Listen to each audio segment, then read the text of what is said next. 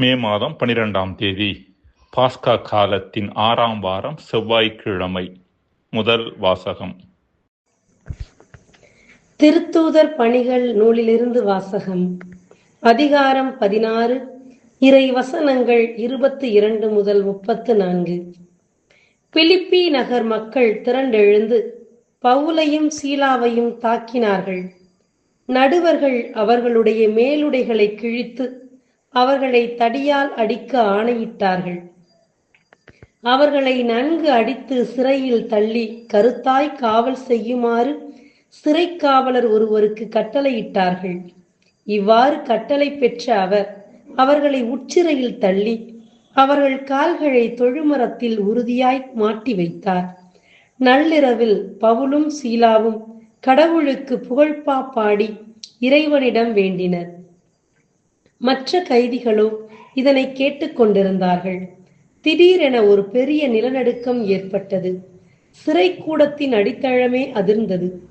உடனே கதவுகள் அனைத்தும் திறந்தன. அனைவரின் விலங்குகளும் கழன்று விழுந்தன. சிறை காவலர் விழித்தெழுந்து சிறைக்கூடத்தின் கதவுகள் திறந்திருப்பதைக் கண்டு கைதிகள் தப்பி ஓடியிருப்பார்கள் என எண்ணி வாளை உருவி தற்கொலை செய்து கொள்ள முயன்றார். பவுல் உரத்த குரலில் அவரை கூப்பிட்டு, நீர் உமக்கு தீங்கு எதுவும் செய்து கொள்ளாதீர், நாங்கள் அனைவரும் இங்கேதான் இருக்கிறோம் என்றார். சிறை காவலர் உடனே ஒரு விளக்கை கொண்டு வரச் சொல்லி விரைந்தோடி வந்து நடுங்கியவாறே பவுல், சீலா ஆகியோரின் காலில் விழுந்தார். அவர்களை வெளியே அழைத்து வந்து, பெரியோரே, மீட்படைய நான் என்ன செய்ய வேண்டும் என்று கேட்டார். அதற்கு அவர்கள், ஆண்டவராகிய இயேசுவின் மேல் நம்பிக்கை கொள்ளும், அப்பொழுது நீரும் உம் வீட்டாரும் மீட்படைவீர்கள் என்றார்கள். பின்பு அவர்கள் ஆண்டவரின் வார்த்தையை அவருக்கும் அவர் வீட்டில் இருந்தோர் அனைவருக்கும் அறிவித்தார்கள். அவ்விரவு நேரத்திலேயே அவர் அவர்களை கூட்டிச் சென்று அவர்களின் காயங்களை கழுவினார். பின்பு அவரும் அவரைச் சேர்ந்தவர்களும் திருமுழுக்கு பெற்றார்கள். அவர் அவர்களை தம் வீட்டுக்கு அழைத்துச் சென்று உணவு பரிமாறினார். கடவுள் மீது நம்பிக்கை கொண்டதால் தம் வீட்டார் அனைவரோடும் சேர்ந்து அவர் பேருவகை அடைந்தார். ஆண்டவரின் அருள்வாக்கு. இறைவா, உமக்கு நன்றி. நற்செய்தி வாசகம். புனித யோவான் எழுதிய நற்செய்தி அதிகாரம் 16, இறை திருவசனங்கள் 5 தொடங்கி 11 முடிய. அக்காலத்தில் இயேசு தம் சீடரை நோக்கி கூறியது, இப்போது என்னை அனுப்பியவிடம் போகிறேன். ஆனால் உங்களுள் எவரும் நீர் எங்கே போகிறீர் என்று என்னிடம் கேட்காமலேயே நான் சொன்னவற்றை குறித்து துயரத்தில் மூழ்கியுள்ளீர்கள். நான் உங்களிடம் சொல்வது உண்மையே. நான் போவதால் நீங்கள் பயனடைவீர்கள். நான் போகாவிட்டால் துணையாளர் உங்களிடம் வரமாட்டார். நான் போனால் அவரை உங்களிடம் அனுப்புவேன். அவர் வந்து பாவம், நீதி, தீர்ப்பு ஆகியவை பற்றி உலகினர் கொண்டுள்ள கருத்துக்கள் தவறானவை என எடுத்து காட்டுவார். பாவம் பற்றிய அவர்கள் கருத்து தவறானது, ஏனெனில் என்னிடம் அவர்கள் நம்பிக்கை கொள்ளவில்லை. நீதி பற்றிய அவர்கள் கருத்து தவறானது, ஏனெனில் நான் தந்தையிடம் செல்கிறேன், நீங்களும் இனி என்னை காண மாட்டீர்கள். தீர்ப்பு பற்றிய அவர்கள் கருத்து தவறானது, ஏனெனில் இவ்வுலகின் தலைவன் தண்டனை பெற்றுவிட்டான் என்றார். ஆண்டவரின் அருள்வாக்கு. கிறிஸ்துவே, உமக்கு புகழ். அன்புக்குரியவர்களே, திருத்தந்தை 13ஆம் சிங்கராயர் திருத்தந்தையாக இருந்த காலத்தில் வத்திக்கானில் உள்ள ஆவண காப்பகத்தை, ஆர்கைவ்ஸ், எல்லோரும் அணுகி பயன்படுத்தலாம் என்று உத்தரவு கொடுத்தார். இந்த ஆவண காப்பகம் திரு அவை பற்றிய பழங்கால குறிப்புகள் மற்றும் புத்தகங்களை கொண்ட இடமாக இருக்கிறது. திருத்தந்தை இவ்வாறு செய்தது ஒரு சிலருக்கு மகிழ்ச்சியை தரவில்லை. காரணம், ஆவண காப்பகத்தில் திரு அவை பற்றிய நல்ல நேர்மறையான செய்திகள் மட்டுமல்ல, அதனை பற்றி எதிர்மறையான செய்திகளை பற்றிய குறிப்புகளும், வரலாற்றில் கிறிஸ்துவின் பெயரால் திரு அவை செய்த தவறுகளை பற்றிய செய்திகளும் உண்டு. எனவே பொதுநிலையினரும் மற்றவர்களும் இதை தெரிய வந்தால் திரு அவை மட்டில் அவர்கள் கசப்புணர்வு கொள்ளக்கூடும் என்று இந்த ஒரு சிலர் எண்ணினர். ஆனால் இதை அறிய வந்த திருத்தந்தை 13ஆம் சிங்கராயர் இவ்வாறு சொன்னாராம், உண்மை என்பது மிகப்பெரியது, அதை யாரும் நசுக்க முடியாது.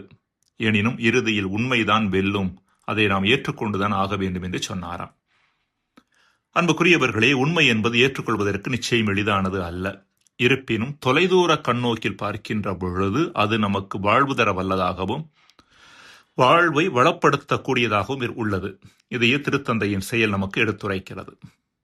இப்படிப்பட்ட உண்மையின்படி வாழ நமக்கு உதவி செய்கின்றவர் மட்டுமல்ல, அந்த உண்மையை நமக்கு வெளிப்படுத்தக்கூடியவராகவும் இருப்பவர் துணையாளராம் தூய ஆவியானவர். இன்றைய நற்செய்தியில் இயேசு தான் செய்த பணியை சீடர்களும் தொடர்ந்து ஆற்ற தூய ஆவியார் எப்படியெல்லாம் அவர்களுக்கு உதவியாக இருப்பார் என்பதை எடுத்துரைக்கின்றார். முக்கியமாக பாவம், நீதி, தீர்ப்பு ஆகியவற்றை பற்றி உலகினர் கொண்டுள்ள கருத்துக்கள் தவறானவை என்பதையும், எது சரியான புரிதல் என்பது குறித்து அவர்களுக்கு எடுத்துரைப்பார் என்றும் இயேசு சொல்கின்றார். இயேசு தன் வாழ்நாள் முழுவதும் செய்தது இதைத்தான். அதாவது யூதர்கள் பாவம், நீதி, தீர்ப்பு ஆகியவற்றை பற்றி கொண்டிருந்த புரிதல் முழுக்க முழுக்க சட்டத்தை மையப்படுத்தியதாக இருந்தது. அது தவறான ஒன்றாக இருந்தது. அதாவது சட்டத்தை மீறுவதே பாவம் என்று எண்ணினர். சட்டத்தை அப்படியே கடைபிடித்தலே நீதி என்று நினைத்தனர். சட்டத்திற்கு புறம்பாக செல்வோருக்கு தீர்ப்பு கிடைக்கும் என்று பறைசாற்றினர். ஆனால் இயேசுவோ சட்டத்தை மையமாக இருந்த நிலையை புறந்தள்ளிவிட்டு இறைவனின் இரக்கத்தையும் பரிவையும் அளவற்ற அன்பையும் மையப்படுத்தினார். இறைவனின் இரக்கத்தை புறந்தள்ளுவதே பாவம் என்றார். அவரது பரிவையும் அளவற்ற அன்பையும் கைக்கொண்டு வாழாததே அநீதி என்பதையும், அதன் அடிப்படையிலேயே தீர்ப்பு இருக்கும் என்பதையும் எடுத்துரைத்தார். மத்தேயு 25வது பிரிவு 31 முதல் 46 வரை உள்ள வசனங்கள். அதாவது பாவம், நீதி, தீர்ப்பு ஆகியவற்றை குறித்து யூதர்கள் கொண்டிருந்த கருத்துக்கள் தவறானவை என்பதை இறைமகன் இயேசு எடுத்துரைத்தார். இதற்கான காரணம் அவர் தூய ஆவியால் தூண்டப்பட்டவராக இருந்ததே. பாவம், நீதி, தீர்ப்பு ஆகியவற்றை குறித்து தன் வாழ்வின் முற்பகுதியில் தவறான கருத்தை கொண்டிருந்து பின்பு இறைவனால் ஆட்கொள்ளப்பட்டும் தூய ஆவியால் தூண்டப்பட்டும் மேற்கண்டவை மட்டில் சரியான பார்வை கொண்ட ஒரு நபர் புனித பவுல். வாழ்வின் முற்பகுதியில் சட்டமே எல்லாம் என்ற பார்வை காரணமாக சட்டத்தை மீறியதாக கிறிஸ்தவர்களை பற்றிய எண்ணத்தை வளர்த்து கொண்டு அவர்களுக்கு எதிராக சீறி எழுந்தார். சட்டத்தை கண்மூடித்தனமாக கடைபிடிப்பதே நீதியான செயல் என்று எண்ணம் கொண்டிருந்த அவர் அவ்வாறு கடைபிடிக்காத தொடக்க கிறிஸ்தவர்களை மோசமானவர்கள் என்று தீர்ப்பிட்டார். ஆனால் தமஸ்கு நகர் அனுபவம் அவரை முற்றிலுமாக புரட்டி போட்டது. சட்டத்தை கண்மூடித்தனமாக கடைபிடிப்பது அழிவுக்கு தான் காரணமாக இருக்குமே ஒழிய ஆக்கத்திற்கு அல்ல என்பதை புனித பவுல் புரிந்து கொண்டார். தன் வாழ்வின் பிற்பகுதியில் கடவுளின் அன்பையும் அளவற்ற இரக்கத்தையும் தன் வாழ்வில் பிரதிபலிக்க ஆரம்பித்தார். அதில் ஒரு பகுதியையே இன்றைய முதல் வாசகத்தில் நாம் பார்க்கின்றோம். தன்னை நன்கு அடித்து கழுமரத்தில் கட்டி சித்திரவதை செய்த சிறைக்காவலர் தன்னையே மாய்த்துக் கொள்ள இருந்த நிலையில் அவரது உயிரை காப்பாற்றுகிறார். அன்பின் அடிப்படையிலேயே பாவம், நீதி, தீர்ப்பு ஆகிய கருத்தாக்கங்கள் பார்க்கப்பட வேண்டும் என்கிற தெளிவை புனித பவுலுக்கு கற்றுக் கொடுத்தவர் தூய ஆவியானவர். அன்புக்குரியவர்களே, மனித மனத்திற்கு தெளிவான புரிதலை கொடுக்கும் தூய ஆவியானவர் மட்டில் அதிகமாக திறந்த மனம் கொள்ளக்கூடியவர்களாக வாழ இன்றைய நாளில் நாம் அழைக்கப்படுகின்றோம். மன்றாடுவோமாக. இறைவா, வாழ்வின் அடிப்படையான காரியங்கள் மட்டில் சரியான புரிதல் கொண்டு வாழ எங்களுக்கு வரமருள்வீராக. ஆமேன்.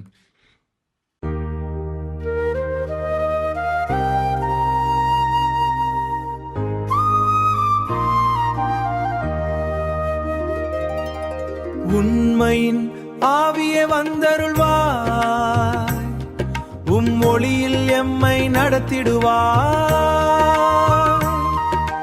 இயேசுவை உலகிற்கு வெளிப்படுத்தும் இறைவனின் சாட்சியாய் மாற்றிடுவாய்.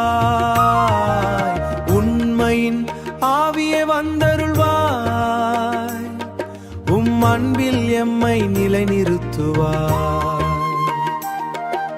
துன்பத்தின் சங்கிலி சூழ்ந்தாலும் துதிப்போம் ஆண்டவர் நாமமே. சிறை கதவுகள் திறந்திடுமே, சிலுவையின் சக்தி விளங்கிடுமே. இருள் நிறைந்த இரவினிலும் இயேசுவின் ஒளி பரவிடுமே.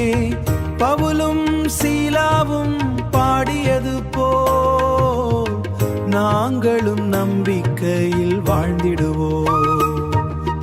உண்மையின் ஆவியே வந்தருள்வார், உம் ஒளியில் எம்மை நடத்திடுவார். இயேசுவை உலகிற்கு வெளிப்படுத்தும் இறைவனின் சாட்சியாய் மாற்றிடுவார். நான் போகிறேன் என்ற ஆண்டவர் ஆவியை நமக்காய் அனுப்பினார். பாவத்தை உலகம் உணர்ந்திடவே உண்மையின் பாதை காட்டினார், நீதியின் வழியில் நடத்திடுவார். நம்பிக்கை தீபம் ஏற்றிட தீர்ப்பை வென்ற உயிர்த்த ஆண்டவர் என்றும் நம்மோடு இருப்பாரே. உண்மையின் ஆவியே வந்தருள்வார், உம் ஒளியில் எம்மை நடத்திடுவார். இயேசுவை உலகிற்கு வெளிப்படுத்தும் இறைவனின் சாட்சியாய் மாற்றிடுவார். உம்மாவி எம்மில் செயல்படட்டும், உம் வார்த்தை எம்மில் உயிர்ப்படட்டும். இயேசுவின் நாமம் உயர்த்திடவே எங்கள் வாழ்வு பலியாவதாக.